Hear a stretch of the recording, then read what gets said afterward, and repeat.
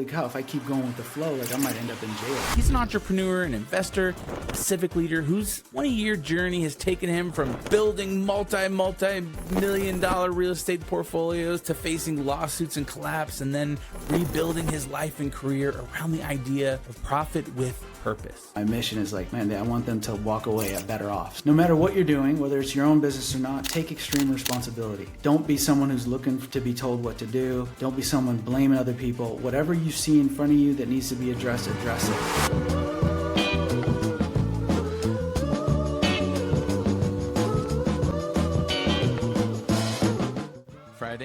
Friday. It's Friday somewhere in the world, in some alternate universe. But hey, today we have a great guest.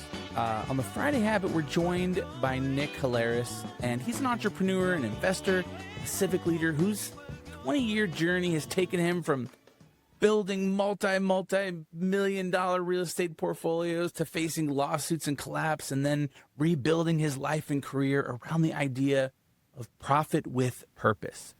So Nick now leads multiple 8-figure enterprises, and he serves on housing and education initiatives in Los Angeles and shares insights with over 20,000 leaders through his Profit Plus newsletter and the Nick Halaris Show, where he dives into big ideas and that are at the intersection of entrepreneurship, finance, and politics. So we're lucky to have this guy. And Nick, welcome to the Friday Habit. Mark, thanks so much for having me, man. I'm excited to be here. Appreciate the opportunity. Yeah. So it sounds like you've had quite the adventure of a life. But you seem like a pretty young guy. I mean, it's the Hollywood lifestyle, keeping you looking 32 forever. Yeah, man. Well, I appreciate that. So I've always looked young, actually. And when you're younger, it's not really a great advantage. When you're like, yeah, you hate it. Everyone thinks you're 12 and you're like, no, I'm 16. Exactly. And so like when I was 22 and trying to like date, like looking like a 16-year-old is not helpful. But now that I'm almost 46 and I look like I'm in my 20s, I'll take it. There you go. Hey, I got the same thing going. A lot of people mistake me for my mid-30s, and I'm like, I'm mid-40s. Yep. It's a superpower now. Yeah. Yeah, exactly. That's awesome. And so you said earlier, before we started, you said you were born and kind of grew up in Detroit. Yep. I grew up in the So you were hanging out with Eminem, an 8 Mile. You guys were chopping it up, and you know what? You followed him to LA? Pretty close. So Eminem, right? Eminem's famous for sort of living on the border of 8 Mile, and I grew up on 18 Mile. So I'm not that far from him. 10 miles away. Yeah. And then actually, Eminem's daughter ended up going to my high school. This was after I already graduated. Right. But, I do have ties to Eminem, but they're not real. They're not real ties. Yeah, it's just like, I'm in his sphere of, history in some ways. Yeah. Exactly. Yep. Yeah. And then the chapters of a lawyer, real estate investor, civic leader. Did you think you wanted to go to law school like when you were younger and you said, hey, I want to that's what I wanted to do? Or how did that journey take you? Yeah, man, it's taking me way back. So actually, I was thinking about it the other day because my decision to go to law school sort of happened around the time of 9/11, the original 9/11. And we're just a few days past the anniversary of that. I didn't really have a plan to go to law school, but I was working in a financial advisor firm, and I was like a month into the job when 9/11 happened. Man. Yeah, it was an interesting time because not only was there 9/11, like people obviously remember 9/11, but in the financial markets, like we were also experiencing the global bursting of the technology bubble, technology 1.0. Yeah. And so stock markets are getting wasted already, and then 9/11 happened, and that put like a real chill on economic activity. And so that year was basically like dead. Like everyone would come into the office, but there was nothing to do. And so what I decided to do, because I was only a few months out of college, was, man, I better get back in school so that I don't, waste this period of my life doing nothing, making no money. And so I studied and for the LSAT and applied to law school, and fortunately got into some excellent law schools and ended up going to Stanford, and it really changed the trajectory of my life in a positive way. Yeah, that's awesome. Uh, you grew up as the son of a Greek immigrant, right? So Yeah.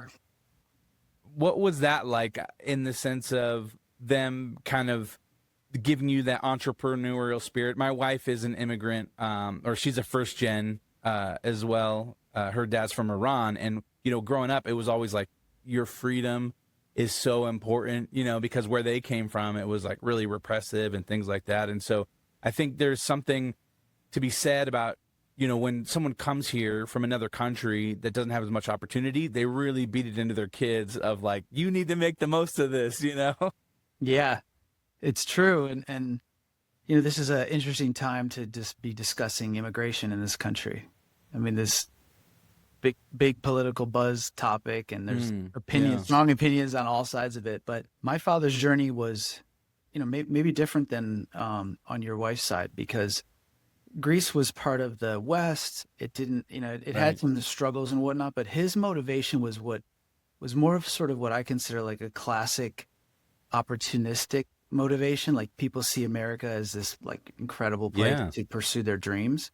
And so Land of he wasn't, opportunity. yeah, he wasn't fleeing persecution, but it absolutely impacted me because uh, that spirit, that American spirit, certainly made its way into my consciousness. And even the impulse to go west. My dad flew west to America, and I ended up going out to the California, it's to Yeah. pursue the California dream. And so my dad fortunately was not a kind of a father who was trying to force his unlived life onto me, and Mm. that in that sense. And so he actually gave me a lot of freedom. But I do think that fundamental spirit is something that I inherited from him. Yeah. What do you think is like a good, is there like a lesson, from your family that you still kind of carry into your business life today? I think so. Like I think my upbringing taught me something that is fundamental to life. And it applies obviously in business, but it's really just kind of like a basic human nature thing, which is you can and should pursue your dreams. You can be aggressive, you can be competitive even, but along the way you have to maintain your sense of human decency and how you interact with other people. And so Hmm. it's more of like a subtle way of interacting with the world where everyone is treated with an equal amount of respect no matter their position. And Hmm. I took that away from my upbringing, and I'm trying to pass that on to my kids too, which is Yeah, that's awesome. everyone has the same value, and it doesn't matter where you stand. Right. Yeah, no, I totally agree that, talking about the immigration thing, it's interesting because I would say I kind of fall more on the conservative side of things for sure myself. But in the same way, coming from a family that, has immigrants, just that are within a arm's reach from my own life, and then having friends and family who are in prison right now, with ICE and all these other kind of things. It really brings like a humanness to the whole perspective. I feel like there's a lot of people who just sit behind a keyboard and have these theories about things because of where they fall on the political spectrum, whether that's left or right, and then they just, point a finger when really there's nuance to everything and it's not so black and white. And we need to be able to come together and debate and have a conversation and really figure out what's the like kind of it's a struggle of like, okay, what's the best way forward, right? Because I don't think it's one side or the other. Yeah, I think that's a good perspective, and I feel like America is making a huge mistake right now with immigration, and I'm not just talking about the ICE stuff, which I disagree with completely. I think it's the wrong approach. We should be able to enforce our laws, and people should be forced to follow the protocol to become a legal citizen. But the ICE stuff, the arrests and stuff, I'm not comfortable with that. But that's besides the point. America is Hmm. missing the opportunity because unlike almost every country on planet Earth, people actually want to come here. Hmm. So we have this in the age where like human knowledge and human capability is so valuable because of technology and whatnot. We have an opportunity to really sort of brain drain. If we wanted to, we could brain drain the entire rest of the world by making immigration pathways make more sense and simpler. And so we've been doing the opposite, right? We let all these kids from China and India come to the best schools in the world. They come to Harvards and MITs, they get degrees, and then we don't give them a visa and we let them go home and they start companies that are going to compete with our companies. When Right. all of them, if they had given, not all of them, but a huge percentage of them, given the opportunity, they'd become American citizens. And so we're just making a huge miss, a strategic miss that we're going to look back and Right. regret. Yeah. So that's probably Yeah. another podcast altogether, but yeah. Well, it kind of all affects us, right? And in so many different ways, especially within business, right? If you have a small business, where maybe you have some workers who are on a green card or a work visa or something like that, and it's affecting your business because now they're being deported or, sent away. Like that's all part of that business conversation of like, well, what does that look like for us? And how do we, move forward in a positive way, doing things, right? And the answer is somewhere in the middle. And Yep. so I agree. but Yeah. Like the extremes is almost never the answer, right? In Yeah, politics or right. in life in general. Yeah. yeah. Yeah. Well, and all the stuff that's been going on, lately with, I'm here in Colorado, we had this like school shooting in Evergreen recently, and then the Charlie Kirk assassination, that took place last week. Like there's just so much division, and again, I just feel like we need to be able to come together as a society and have debate. That's what we were built on, right? Like our country was built on us, like essentially debating ideas, and then the best idea can move forward and win, not just shutting people down, or when we don't necessarily see eye to eye, just completely writing that person off. Because like you said earlier, right? Like at the end of the day, like we're all human beings, right? Like I'm a father, I'm a husband, I laugh and I cry and I struggle with all the same things that you do, and we're different people. We might have different opinions, but at the end of the day, like our motivations, our humanity is really the same. Yeah.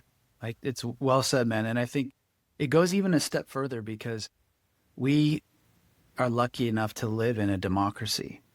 And what a democracy does to that basic, like what you just described is like human nature 101 or human decency 101. But democracy takes it even further and says like, look, not only is everyone equal, everyone is actually has the same political power. Everyone gets to vote. Mm-hmm. And people forget that that's sort of a massive historical anomaly. Like most people that have ever lived on this planet did not possess Right. the political power or freedom that we do, or power. And it feels like we're sort of squandering it by engaging in violence like we saw recently, which is horrific, or just like not engaging in rational debate with our fellow citizens. We're just squandering this unbelievable historical anomaly called political freedom and wasting it on vitriol and hate. And it's sending us in the wrong direction for sure. Well, listen, I have hope for humanity. I think our future looks bright, but I think sometimes you just have to struggle through some things, in order to get to the other side of things. So Yeah. I think that I'm a big history nerd. And so I've studied like because my dad's from Greece, obviously I studied Greek history a lot. yeah, I But love that. but when you Is study your Greek, dad like that guy, like, big fat Greek wedding? He's like putting Windex on everything. he's not that guy because that's a different generation. That would have been his parents' generation. But Okay. he's got some of that in him. Yeah, my father-in-law, it's like WD-40, it's like Yeah. he can fix anything with that. And then he's always talking about, the Persian Empire ruled the world for Yeah. like thousands of years, Until he got beat by the Greeks, 100%. Yeah, 100%. Exactly. Have you seen 300? Yeah. But where I was going is, so when you study Greece, you end up studying the Romans. And the Roman history is actually much more important for Americans to study because the founders really set up our Constitution using the Roman system and what happened in Rome as sort of the framework.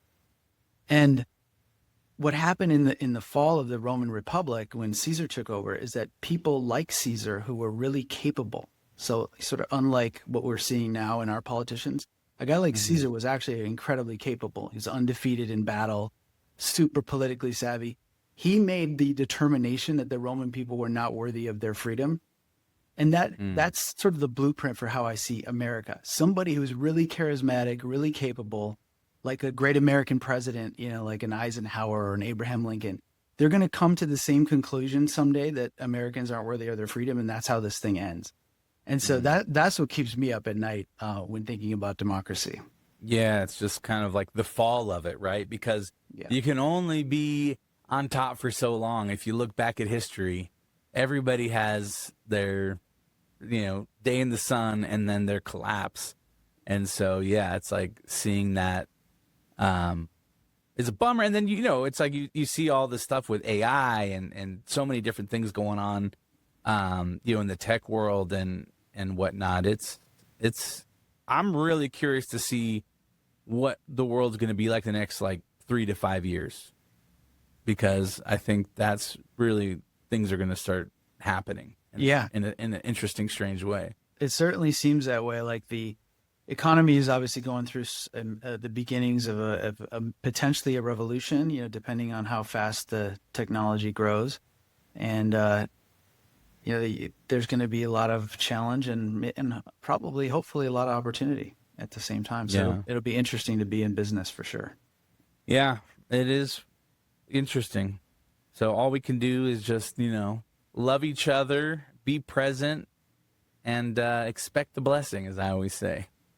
Yeah, I think so. And, like for young people, actually for anybody really, but young people for sure, like there's certain things that they have to keep in mind if they want to be successful going forward, which is that they're going to need to develop the skill to be, incredibly adaptive. They're going to have to learn how to be self-learners. They're going to have to learn how to teach themselves things using all the technology, all the tools that are available, because things are going to change fast. And so these degrees that people have been chasing and stuff sort of in our lifetime, you and I, they're basically going to be worthless. They might already be worthless. Yeah. And now it's about okay, as an individual, what can you do? How good at you are learning, and how fast can you learn? And that's going to be the question. That is the question. Yeah, I know. That's definitely one of the things I always teach my kids, because I didn't go to college. I was scrappy. I had a very tumultuous childhood, and I kind of had to claw my way up from negative to, positive. And so, what I try to teach my children is that, if you work hard, you show up on time, you learn things quickly, you don't make excuses, and you're positive, that you will have success no matter, where you go in life. And it's interesting because I have a lot of friends who graduated college in that '08 collapse. And, they spent all this money on these degrees and all this stuff. And I don't really know anybody from that era who is even using their degree, in a field at all. They're all like, oh, I had a degree in, whatever, human sciences, and now I'm in marketing or something, It's just crazy to see just even how that generation that kind of came up through the '08, where they are now. And then I think our children, my oldest son's a senior in high school, and so I'm always just talking to him about, all right, what do you want to do, and what do you think will help you achieve happiness and other things like that in your life. It might not be college necessarily. Yeah, I think that's totally valid question, and people are starting to talk about this. I had someone on my podcast who's trying to create a school for entrepreneurship, and basically saying, hey, don't follow the traditional track, don't go into debt, come to this school, learn how to start businesses and run businesses, and you'll learn all the other stuff. You're going to learn the math and all the other things, right, the writing. But I think it's a really good idea, and there's going to be more and more innovation around that, because people are sort of seeing that there's an ineffectiveness to the traditional mode of college. Like, it's just not the same world that maybe existed 40 years ago, for example. And right. Yeah. Yeah, it's just kind of an outdated system, and they're trying to claw on, holding on to it. Like, we get so many things in the mail, for colleges right now, and it's just interesting to see. And I'm just like, what? When a student graduates with $150,000 or more worth of debt, how is that helping them? Especially when a job that they're trying to go for maybe only pays $75,000 a year, and it's like, is the college really thinking about the holistic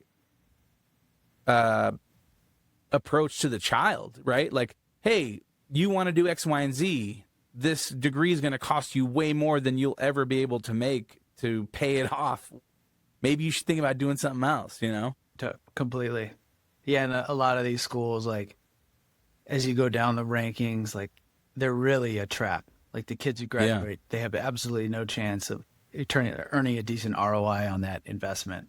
Right. And that's a huge problem. Big Right. problem. Yeah. It's like, well, you might as well just take that 150 grand and start a business. Yeah. Yeah. You know? Or trade school, like or Yeah. entrepreneur school, or go apprentice. Like I kind of like the idea of apprentice, like you go work. That's really how I learned a lot about business. Is I happen to have Yeah. really good mentors who were like, hey, this is how you do this type of business. This is how you set it up. This is how you deal with investors. And you don't learn any of that stuff in traditional Right. education. Yeah. Yeah.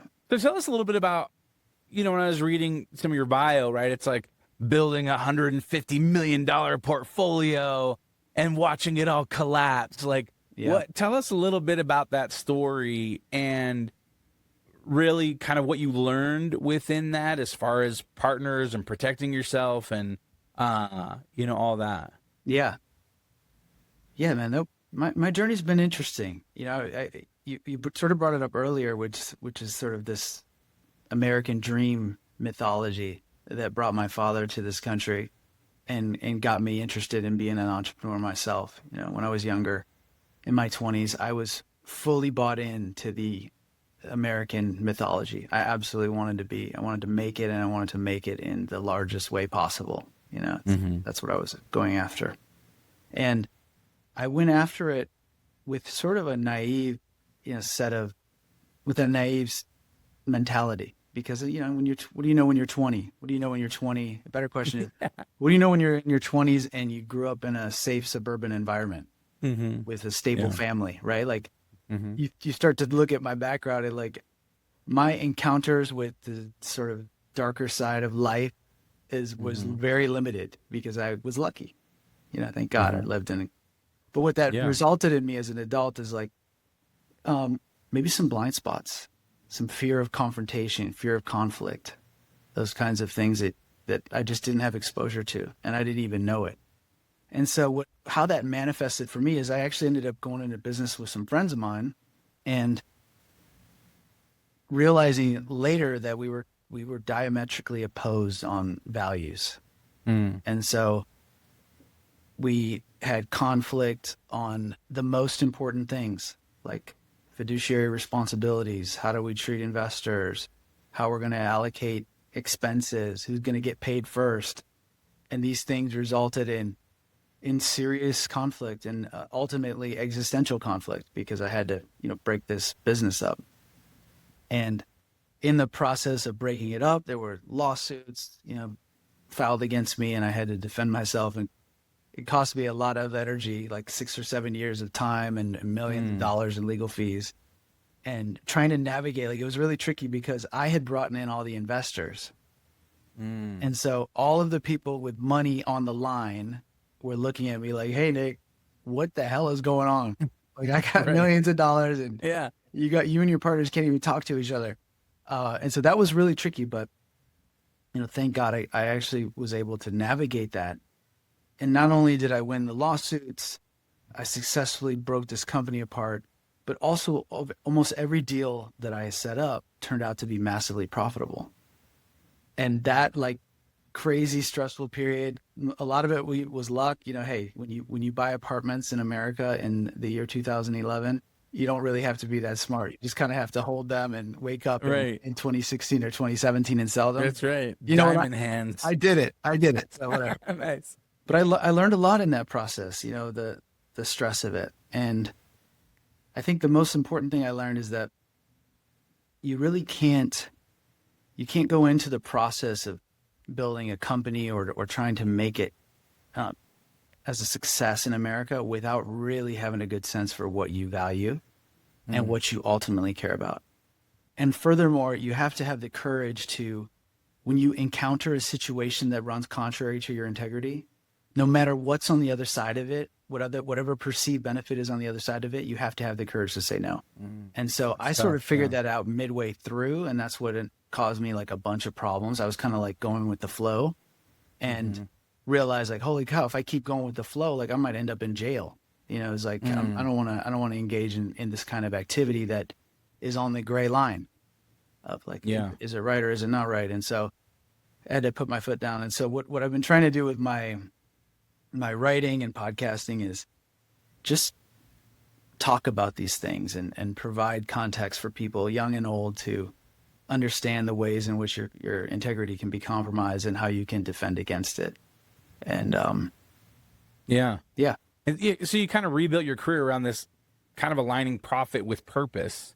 And so what does that like practically look like in a day-to-day business, you think? yeah, I think it started for me with in the stress of all this stuff. I turned towards what was comfortable for me. I've always been like kind of a intellectual person, and so I was always reading philosophy and history and even some spiritual stuff. So I started reading widely in all three of those, and this as my therapy. Like, this is how I was going to get through the day in some of these tough times. And I came across some ideas that were sort of remarkably similar in how they were phrased across different traditions, whether it was like Western philosophy or Eastern philosophy or Western religion or Eastern religion. These things came up. And the most important one was like, in thinking about framing what it means to live a good human life, what you find everywhere is this fundamental mental switch, which is that leading a good life isn't about crushing goals and building up your ego and all the things that you sort of see in the American culture. Mm-hmm. It's about giving your absolute best to your community. And often those two align, right? Like, often the personal development side of the thing that you're focused on is often aligned with what you can most give to the world. Like, take, for example, like, just to use something simple, like take a phenomenal musician, right? Like, that person is going to spend a lot of time engaged in ego type activities. Like, hey, I'm going to be great at violin or singing. But what they're doing with it is they're sharing it with everyone. And in the process of sharing, they're providing incredible value. And the switch that I had, the big mental switch I had, is that, man, you don't have to be an artist to live like that. You don't have to be a religious leader to live like that. You can do that with business if it's simply having a different mindset. And so the mindset for me is like, I'm waking up every day and I'm trying to make a contribution to the community with my work. It's not to make the most profit or crush a deal or find the best deal I can get on a real estate. It's to make a contribution to the community. And the second thing I'm trying to do is I'm trying to contribute more than I take away. And so I want people that engage with me to have a positive experience emotionally, but also financially. So everyone that comes around me, my mission is like, man, I want them to walk away better off in some way. Yeah. And those two things, just those mentalities, they've really completely changed my relationship with money, completely changed my relationship with business. And there's a kind of magic to it, which is hard to describe, but if you take a leap of faith and you conduct yourself in this way, opportunities just come to you. You don't have to grind. You don't have to claw. Like, I can't tell you the number of like synchronicities or coincidences, like deals just land on my desk. And I'm convinced it's because I'm engaged in this way. Yeah. No, I mean, I agree with you. And I always say this because, again, this is, for me, I would spend all this energy trying to create the best email sequence or the funnel hacking, and doing all this stuff. And then some opportunity would just come from left field. And I'd be like, why am I wasting all this time and energy and this hustle grind culture that's trying to pull me in to white knuckle this thing to work? And for me, as a man of faith, I came from this place of, being present with my family, with my kids, with my friends, with my employees, whenever I'm somewhere, being present in that moment with them, and then not worrying how things are going to work out. Sometimes I think we project too far into the future of how all this stuff's going to work out when we don't know the 2, 3, 4 steps ahead of us that are going to take place randomly that are going to completely change our trajectory, Yep. And then for me, it's this idea of expecting God's blessing in my own life, because I believe that there is someone out there greater than me who's gone before me, who's working on my behalf. and I can just trust that they have a plan for my life and that they love me and care for me. And so if I'm present, not worrying and expecting the blessing, it all seems to come together, and I'm loving people well, and I'm being patient with my children and with my wife, and I'm not as stressed or anxious, and life just seems to work out. Yeah, it does. And it's not like you don't work, right? You still work your butt off. Yeah, every day. It's like being Yeah. focused on what you're doing, and Yeah. not just laying and like sitting and watching Netflix all day being like, "Oh, I hope something good comes my way." No, it's like we've been given a task every day to work and do the things that are in front of us, but in the same way doing them with intentionality. And again, I think where you're coming from, it's like finding purpose in the work that you're doing. It's just like this cyclical thing. Like you're more at peace, you're happy, and because of that, maybe people who interact with you really like your energy, and they're like, "Yeah, I want to work with this guy." And then it's just like opportunities come your way, and so on and so forth. Totally. It really works. Like I had an example of it just the other day where like we're doing some investing in the Pacific Palisades, which had this huge fire. And so Right.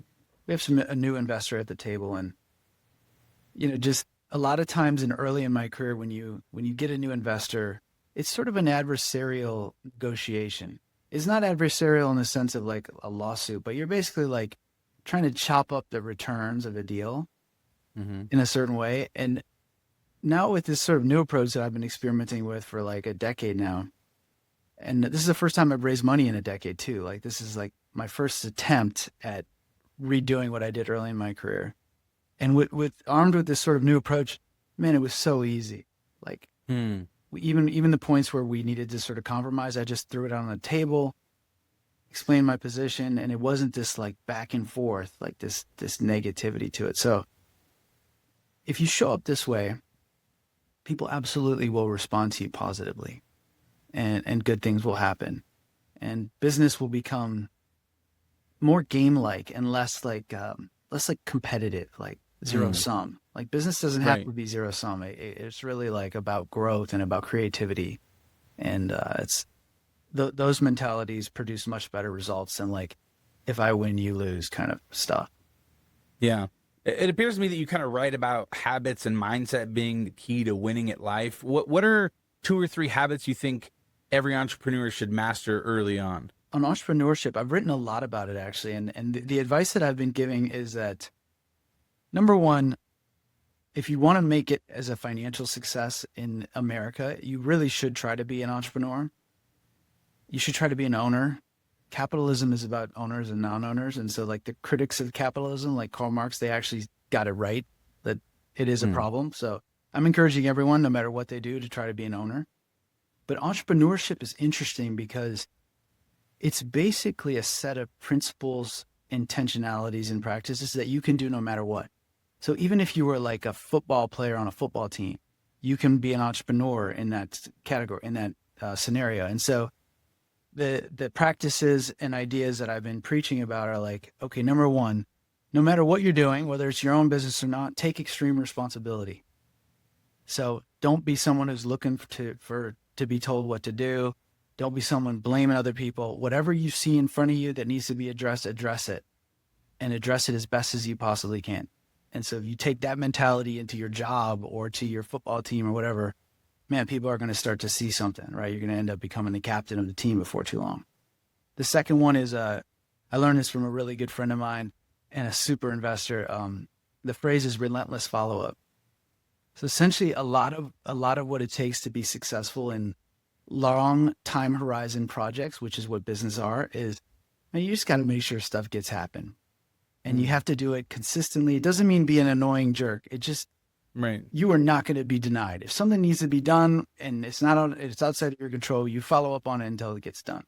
And so that's another one. The third one is continuous proactivity. And so this is sort of like the secret genius of entrepreneurship is like, man, Listen up, everybody. yeah, how much of your day can you be proactive? Mm. That is going to be how well you do, how successful you are, because it's in proactivity that you start to engage in what I call like the field of opportunity, right? Like the world can present to you as really small or really big, and it's really determined on how proactive you are. And so the more proactive you are, the more opportunities you see. The more opportunities you see, the more interesting things happen in your life. So that's the third one. The fourth one, people don't really like, but it's really important. Actually, it's a lot of entrepreneurs make this mistake is you have to mind the details. Mm. You have to almost be obsessed with them. You think like not that I'm obsessed with football, but Tom Brady's a good example. Like you see all the success that that person has, and you're like, oh man, he's a gamer. He's ready for the big game. He's going to throw touchdowns when it matters. But that dude was absolutely obsessed with football. That's all he cared about, and he knew it at Yeah. an intimate level of detail. And so when he got to the Super Bowl, he was like prepared. So it's the same thing with business. Whatever business you're in, man, really get into the details. There's nothing too small. Every single accounting matter, every finance matter, the insurance matter. You just know it all, and you'll end up better off. And then the last one is the entrepreneurial mindset is based around doing things that make a difference.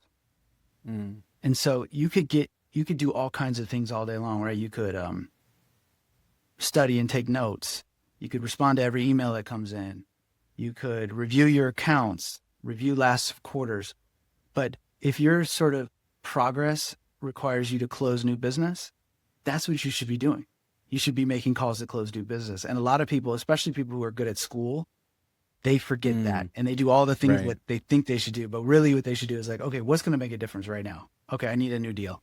All right, that's all I'm doing is focus on that new deal until it comes in the door. So those are my sort of 5 things that I'm Yeah. talking about when it comes to entrepreneurship. Yeah, it's fantastic. I think that's really, there's a lot of great things in there. One of the things I wanted to go back on a little bit is that you talk about, doing things for your community or getting involved in your community. And it seems like you've kind of done some things in that way, helping push forward a 10,000 unit of housing in LA and, some other things like that. What is your challenge or like, how do we get involved in a civic way in our communities? Like where should we start putting some energy in that? Because I agree with you, because, a lot of times I think about, if I can just be a good neighbor, right, to the people around me, and I can love them well, let them borrow my mower, help them out with, maybe moving something into their home, just being a good neighbor, right? It doesn't matter where I fall on the political landscape or anything like that. We're just being good citizens to each other. And then I kind of think it kind of expands outside of that, right? Where it's like, okay, if I can be a good neighbor to the people around me and people like me and we're all getting along in our neighborhood, and then what if I can move that outside of my neighborhood and maybe do it into my city, right? Like getting involved in the chamber or going to certain events and helping younger entrepreneurs out, like whatever that might be. I think as someone does that, they start making a positive impact in their neighborhood and their city and their state, and it kind of can just keep growing like that. Yeah, I completely agree with that. Yeah, I think what happened to me in my journey is that I don't know if it was luck or what, but as I was kind of going through this crisis, this like early midlife crisis, because I was still pretty young at that time, and engaging with all this philosophical and spiritual material and coming to these realizations that we discussed earlier, I also got these opportunities to serve the community.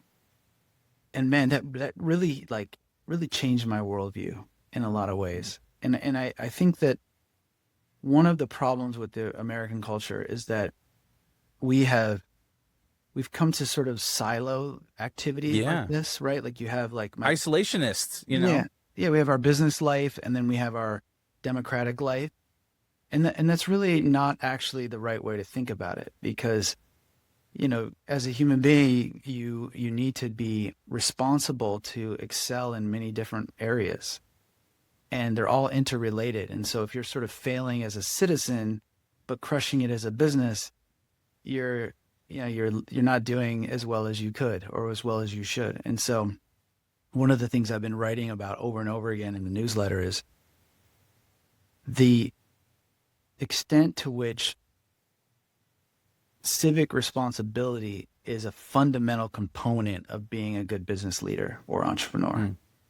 And I've really come to the belief that, as one, it's a requirement as a democratic citizen, and two, on your business front, like if you aren't a pillar of your community in your business, and it doesn't have to be defined as like the world, right? Like just your small community. If you're not a pillar of the community where people look to you like, wow, what a good employer. Look at the services that company's adding and the good work they're doing. Man, you're missing the point. Business is taught in American business schools as like, how much money can we make and how fast? And that's just like half the battle, right? Like you don't want to be a company that extracts more than it contributes, because then you leave a hole. Or you don't want to be like a crappy employer, because then you just leave this like negative energy around you and you leave your community worse off. So I encourage people to engage in their community all the time, as an individual, as a business. And if you have the like proclivity to do things that are like obviously pro community, like mentor young people or coach youth sports or serve on nonprofit boards or run for office, you should absolutely do that, because it will fulfill your life in a different way. And you'll meet new people. Like I've met so many interesting people around Los Angeles who are doing good work, trying to solve problems like drug abuse and homelessness, trying to get more affordable housing. These are noble causes, and they need the best citizens. If there's a mark on America, it's that the best and the brightest are staying out at the exact moment in time when we need them to be involved. And so you want to know why American politics suck? Is because the best people aren't involved in it. Right. Look at Congress, right? Like there's some bright spots in Congress here and there, but man, take any CEO, right, and throw them in Congress and they're significantly better than they are. So, right. Yeah. Yeah. Well, Nick, thank you so much, man. I really enjoyed our conversation and us just chopping it up and talking. I really love to leave people with an action item saying, hey, starting next week, what is one thing that someone can focus on to maybe better themselves, better their business, or better their community? But what advice would you give or say, hey, starting Monday, do this? Yeah, it's actually maybe contrary advice to what people may think after listening to this whole podcast, but it makes sense, which is to do the things that I'm advocating here. You really actually have to have a healthy relationship with yourself. And the best thing you can do for yourself is work out every day, establish some rigorous discipline of exercise, and start journaling. If you're not someone who does either one of those two things, that's the pathway to self-knowledge. And it's from that place of self-knowledge that you can start to see the ways that you can really impact your community. And so that's why I'm advocating for people to do that. Okay, you heard it here. Work out vigorously, start journaling, and everything else will just start to fall into place. Yep. That's awesome. Hey, if people wanted to connect with you, join your newsletter, get involved, what's the best place to reach out? Yeah, absolutely. I would love to have you as subscribers. The newsletter for free. You can go to nickhilaris.com and sign up. And if you do, email me. I try to respond to every email that comes in, and I look forward to having you as part of the community. Awesome. Hey, thank you guys for listening to The Friday Habit. You can go to thefridayhabit.com to find show notes for this episode. There you can also find links to our websites and ways to get in touch. And at the bottom of the page, you can download our guide to the Friday Habit system. That's going to show you how to set aside one full day each week to dedicate working on your business instead of always in your business. You can reach us at hello@thefridayhabit.com. And until next time, remember, live every day like it's Friday.